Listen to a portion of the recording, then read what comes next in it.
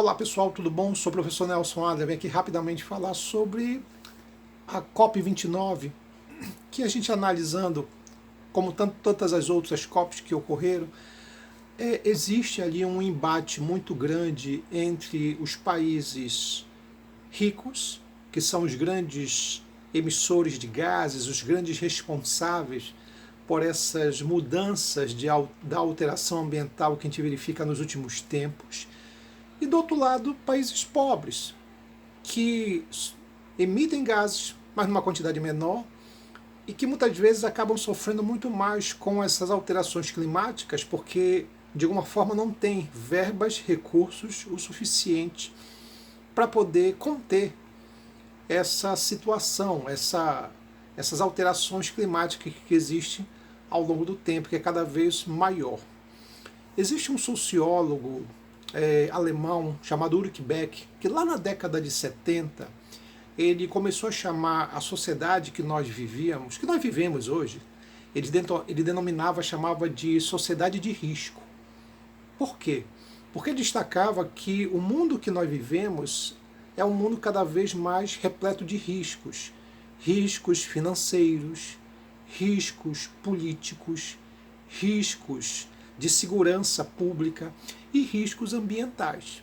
Quer dizer, a ideia de que agora qualquer ação feita por uma nação no sentido de produção industrial, de alguma maneira afeta outros países, tá? Então o modelo globalizado se torna maior, inclusive na questão que é ambiental. Quer dizer, os modelos ambientais eles se tornam mais integrados, digamos assim. Porque no passado você tinha, por exemplo, a destruição de uma barragem que afetava de uma maneira local um grupo de pessoas. O que você tem hoje aqui é o quê? A situação das emissões de gases de uma maneira significativa que afeta todo o globo, né? O efeito estufa, aquecimento global, todos esses modelos, na verdade, eles se tornam muito mais intensos. E nesse sentido, alguém tem que pagar a conta. Ou alguém paga a conta, ou a gente vai começar a ter que reduzir as emissões de gases. Começa por aí. Então, o discurso fica muito nisso. Tá? Então, como muitos países ricos não querem, por exemplo, diminuir a sua produção, as emissões de gases, porque isso afetaria diretamente na economia deles, eles usam um discurso do tipo, olha, tudo bem, a gente vai pagar alguma coisa aí pelos problemas que a gente está provocando. Algo mais ou menos assim, tá? Só que esse pagar, é na hora do pagar que fica uma situação difícil, porque os países ricos não querem bancar tudo. Os países ricos não querem, na verdade, botar o dinheiro, não quer botar a mão no bolso para poder pagar justamente a situação desastrosa que eles mesmos estão provocando, principalmente pela questão das emissões de gases, que é cada vez maior. Tá, então você tem essa situação. Já os países pobres partem de uma ideia de que, olha, nós estamos sofrendo muito por essas alterações climáticas, mas existe uma situação. Quando você tem dinheiro para poder bancar, por exemplo, uma catástrofe ambiental, é uma coisa. Outra coisa é quando você tem uma catástrofe ambiental e você não tem recursos para isso.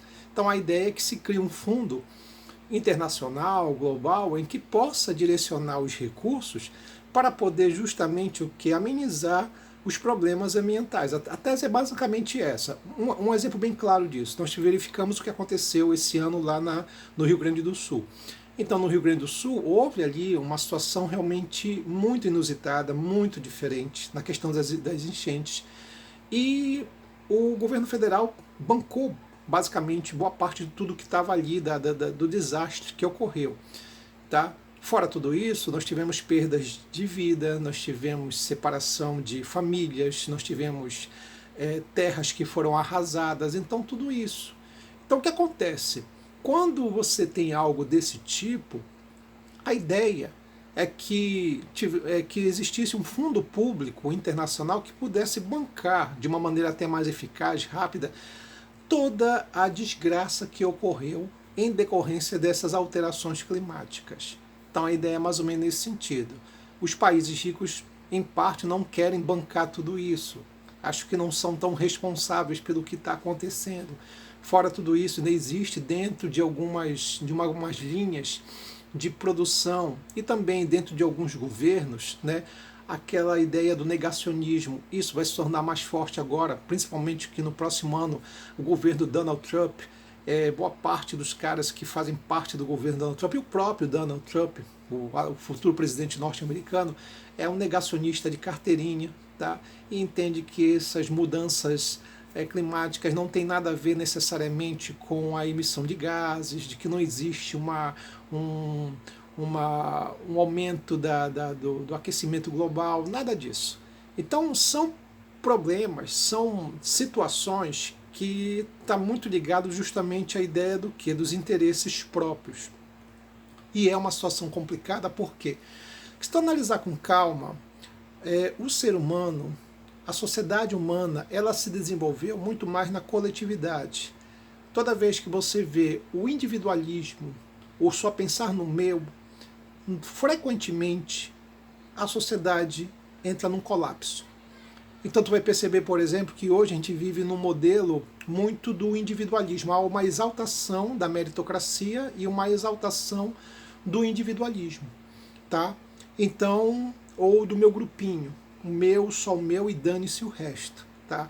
Lembrando que no passado, o que fez nós, seres humanos, um grupo, um tipo de animal que se destacou muito mais foi através da coletividade. O livro Sapiens,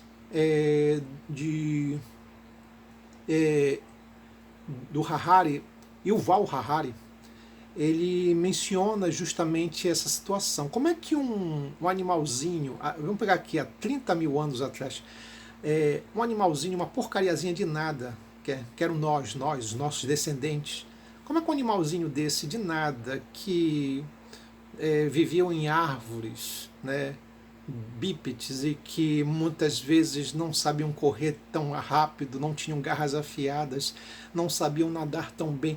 Como é que um animalzinho desse conseguiu superar todas as expectativas e dominar em parte esse planeta? Há a questão cognitiva, sem dúvida, mas há principalmente a questão da coletividade, porque o grupo, os seres humanos só conseguiram ascender realmente através do que? Do modelo da coletividade, não do individualismo. Então foi a coletividade que fez com que nós nos tornássemos, digamos assim, parte senhores do mundo, tá?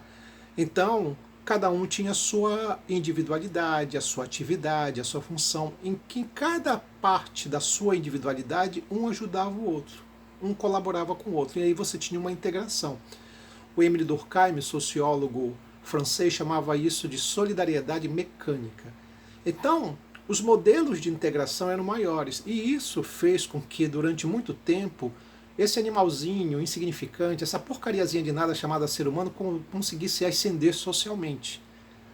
Não só socialmente, materialmente, economicamente, intelectualmente. Tá? Só que nos últimos tempos, no modelo que nós vivemos de modernidade, pós-modernidade, o individualismo ele se caracteriza como um aspecto mais importante. Ele é exaltado. Então, tu vê hoje em dia o quê? Que as nações elas não querem mais saber sobre o interesse do outro, quer saber somente do seu interesse. Apenas do primeiro meu, mais ou menos nesse sentido. E esse modelo individualista você verifica muito no consumismo. Pode perceber que o que é legal é você consumir. Quanto mais você consome, melhor. Black Friday, né? A gente está verificando essa cultura norte-americana. As pessoas elas estão ansiosas pelo Black Friday, sabe? E elas querem comprar, por exemplo, coisas que elas nem precisam. Sabe aquela coisa do tipo, olha, eu vou comprar porque está em promoção, mas espera aí, tu precisa disso? Não. Então por que tu vai comprar? Não, porque está em promoção. O que é isso? Eu não estou olhando na coletividade, eu estou olhando para o meu. Tá? Eu olho para a oportunidade, aquele momento, aquele instante. Então os modelos individualistas eles são cada vez mais fortes, sabendo que o individualismo no passado era visto como um palavrão e hoje é algo que ascendeu muito.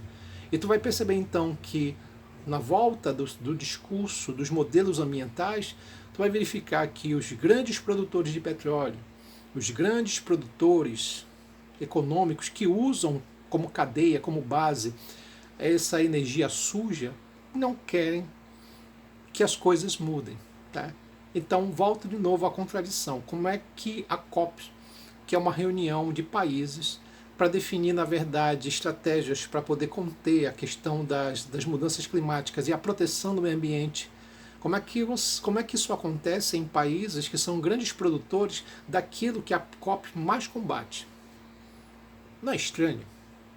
É absolutamente contraditório, mas é o que nós estamos vivendo hoje em dia. Então, a ideia aqui é fazer uma análise sobre a característica da COP, que no final das contas ela é uma reunião extremamente contraditória, porque ela vai discutir justamente a questão ambiental dentro de países que justamente não priorizam o modelo ambiental.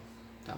Talvez agora com exceção no caso de Belém, que nós vamos ter realmente talvez uma coerência do ponto de vista do que de um país como o Brasil, que realmente usa por demais a energia limpa. Tá? Então, pelo menos nesse ponto, é coerente. É isso, pessoal. A gente fica hoje por aqui. Um abraço. Até mais.